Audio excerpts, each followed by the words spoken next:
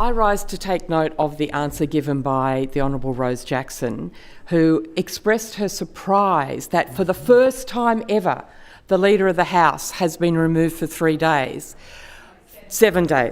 For the first time ever, there has been an egregious refusal to be accountable to this House. For the first time ever, there has been such a high bar met of refusal to produce documents that have been rightly asked for by this House that we have reached that threshold of 7 days.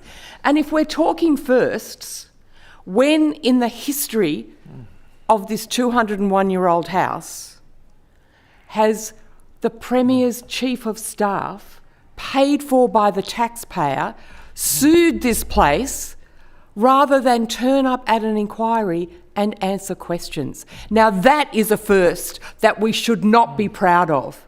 When we have $219,000 of taxpayers' money given to Mr James Cullen by this government to sue this House because he doesn't want to turn up and answer questions, and then leads to a situation which it's hard to see is not part of a deliberate policy to wind back the powers of this House. There was another Labor Premier who sued this House, and that was Premier Heffron.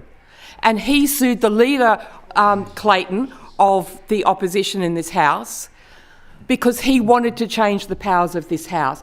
He sued to take the matter to the people. He sued to be able to go to a referendum and say, I think this House is too powerful, it needs to change. According to the Constitution, I am seeking your permission, people of New South Wales, to do so. And of course, we know the history. He was successful in that court case. And then he went to the people of New South Wales and said, these are the changes I want to make. Under the Constitution, I need to bring these changes to you because I want to change the powers and the structure of the upper house in the bicameral system of government that we have. And of course, the people of New South Wales said, no, we're very happy with the Legislative Council the way it is, because the people understand that in a bicameral system, it is important to have a House of review. It is important to have that House which can hold the government to account, which can ask the hard questions and get honest answers.